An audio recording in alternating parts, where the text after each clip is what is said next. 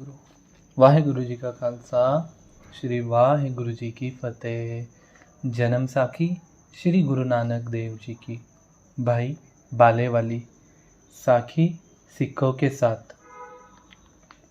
एक दिन बहुत से देशों के नर नारियां का कल्याण करके श्री गुरु जी अपने आसन पर बैठे हुए थे। तब 4 सिख गुरु जी के चरणों पर नमस्कार करके बैठ गए। तब उन्होंने पूछा, हे महाराज, संतों की सेवा करने से क्या लाभ होता है? कृपा करके हमें बताओ। तब कृपा के सागर श्री गुरु जी कहने लगे, हे गुरुमुखो, एक ब्राह्मण गंगा के तट पर रहता था। वह एक ठाकुर जी का मंदिर था। वह संत लोग आए करते थे क्योंकि वहाँ संतों की सेवा बहुत होती थी। वहाँ सतजन बैठे कर ज्ञान की चर्चा करते थे। उस ब्राह्मण का डेरा ठाकुर द्वारा के निकट ही था। जो संत आता था उसका दर्शन उस ब्राह्मण को होता था। वह ब्राह्मण चमड़े की डालें बनाकर बेचा करता था। संतों का दर्शन भी वह श्रद्धा से नहीं करता था। साधारण रूप से संत मंदिर में आते थे, तब अचानक उनका दर्शन हो जाया करता था। जब उसकी जीवन यात्रा पूर्ण होने को आई, तब धर्मराज ने अपने दूतों को आज्ञा दी कि उस पापी ब्राह्मण को पकड़कर ले आओ और उसे पीटते हुए लाना, क्योंकि उसने मनुष्य तन व्यर्थ ही खो दिया है। धर्मराज के दूत उस ब्राह्मण को बड़ी बड़ी हथकड़ियों तथा बेड़ियों से बांधकर और मार्ग में खूब मारते हुए घसीट कर ले आए। धर्मराज ने हुक्म दिया कि इसे कुबी पाप नरक में डाल दो। उस उर्वा का मुख तो एक घट जितना है, परंतु नीचे से वह अनेकों योजनों में है। जब उसको फेंका गया तब उसका शब्द हुआ, जैसे किसी कूप में ईंट फेंको तो उसका प्रतिशब्द होता है। उस नरक में अनेकों जीव के रोने कुर्राने की आवाज़ आ रही थी और भयानक दुर्गंधी भी थी। जब उसे फेंका गया तो दुर्गति एकदम दूर हो गई तथा जो उन जीवों को जलन होती थी वह भी जाती रही। जब यह कौतुक देखा तो चित्रगुप्त ने कहा, हे, यह क्या वही ब्राह्मण है अथवा कोई दूसरी ही ले आया है? इनके गिरने से नरकों की अग्नि ठंडी हो गई है। देखो, कहीं भूल से कोई महापुरुष तो नहीं फेंका गया। यमदूतों ने कहा, हे महाराज, यह तो वही ब्राह्मण है जिसने अपना धर्म त्याग कर वृत्ति ग्रहण कर रखा था। सुरपान करता था, मांस मछली अधिक सभी का सेवन करता रहता था। उधर नरकों में तमाम जीव उसकी शरण में आ गए। तब यमराज ने आज्ञा दी कि उसके कर्मों को फिर से देखा जाए। जब लेखा देखा गया तो पता चला कि यह मनुष्य आयु भर संतों के दर्शन करता रहता है और अनेकों संतों की चरण धूनि इसके शरीर पर पड़ती रहती है, इसलिए इसका शरीर परम पवित्र हो गया है। तब धर्मराज की आज्ञा से उसको वहाँ से निकालने के लिए यमदूत आए। कहने लगे, हे भाई, हमने भूल से तुमको यह धकेल दिया है, अब तुम निकल आओ। तब उसने कहा, मैं तो तब तक नहीं निकलूँगा जब तक तुम इन सब को बाहर नहीं निकालोगे। दूतों ने धर्मराज को कहा, हे महाराज, वह तो सारे नरक खाली करवाने को मांगता है, वह तो बाहर नहीं निकलना। धर्मराज ने कहा, अच्छा, उसका कहना मानकर सबको निकाल लाओ। तब सभी को मात लोक में भेजा गया और उस ब्राह्मण को बैकुंठ की ओर रवाना किया गया। फिर वह परमात्मा का भजन करने लगा। गुरुजी ने कहा, हे मित्रों, यह है संतों के दर्शन का फल। तब उन सिखों ने गुरुजी के चरण में नमस्कार किया तथा परम स्तुति की। कहने लगे, हे महाराज, अब हमारा संशय दूर हुआ है तथा आज हमारा कल्याण हो गया है। हे गुरुदेव, आप में और परमात्मा में कोई भी भेद नहीं है। उस समय गुरुजी ने एक श्लोक उच्चारित किया।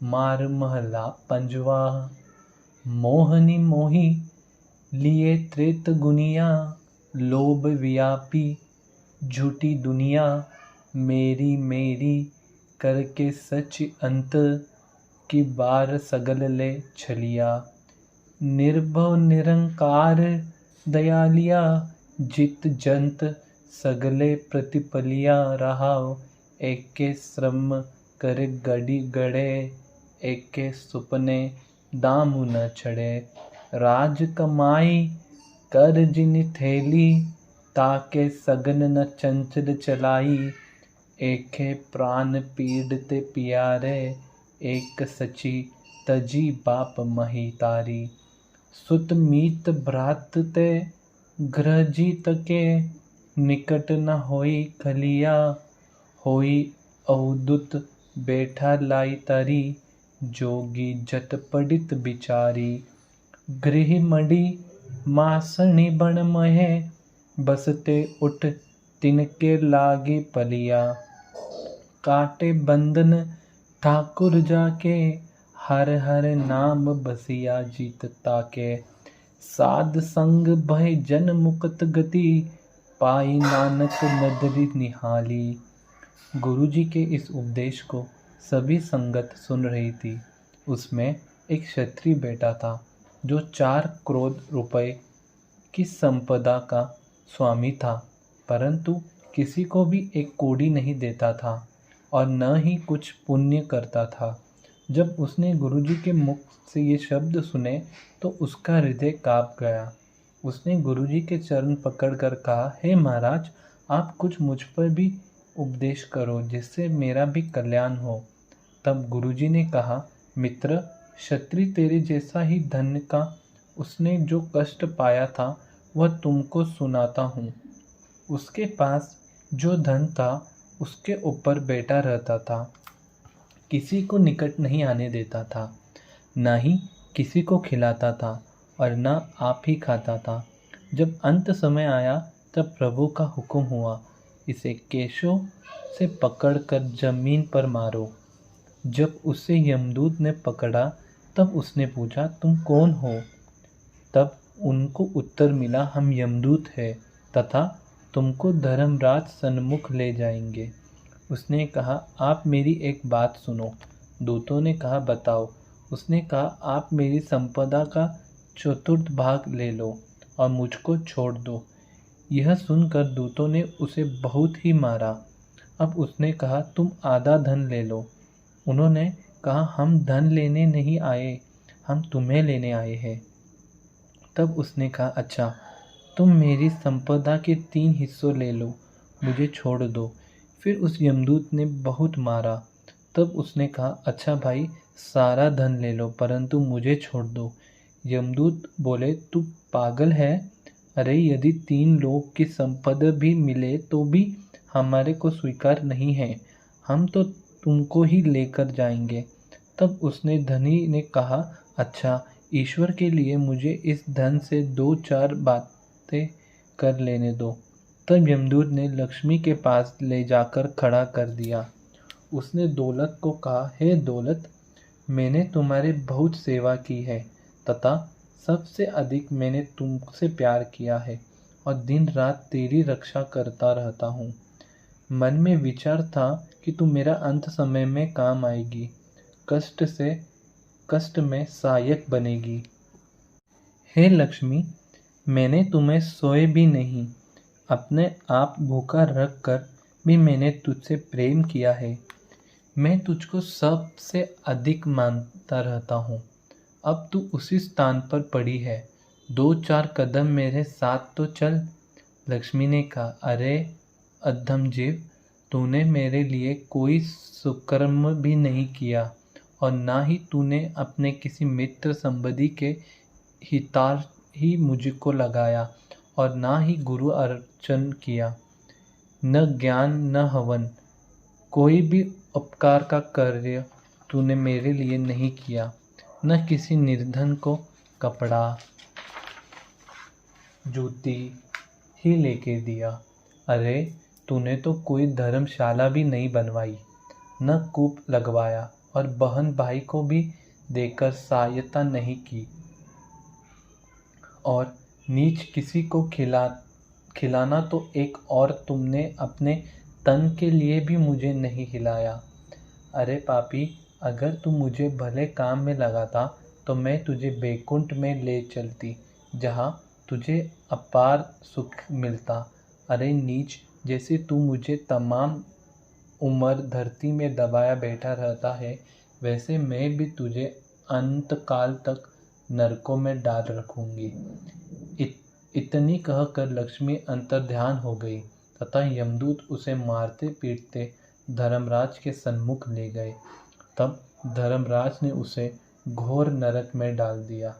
गुरुजी ने कहा, जो माया को इस प्रकार दबाएगा तो उसका वही हालत होगा जो ऊपर की कथा में भली प्रकार कहा गया है। यह सुनकर वह क्षत्रिय भयभीत हो गया, कहने लगा, हे महाराज, अब आप मेरी कल्याण करो।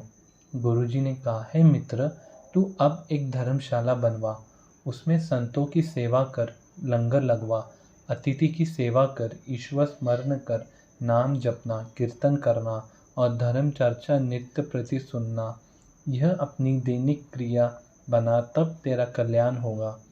जिसने धन एकत्र करके रखा है तथा कोई पुण्य कर्म नहीं किया, उसे यह लक्ष्मी नरकों में डाल देगी।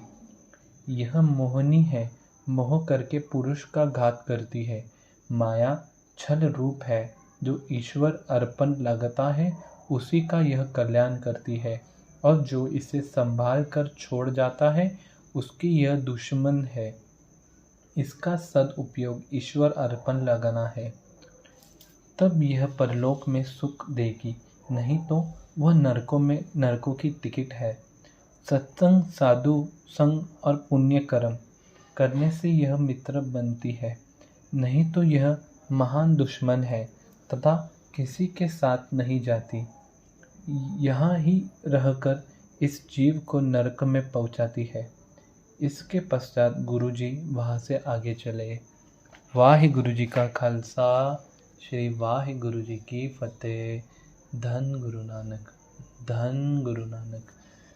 संगत जी, हमने इस साखी में सीखा कि संतों के दर्शन मात्र से हमें वैकुंठ धाम प्राप्त होता है, हमें प्रभु के चरण प्राप्त होते हैं।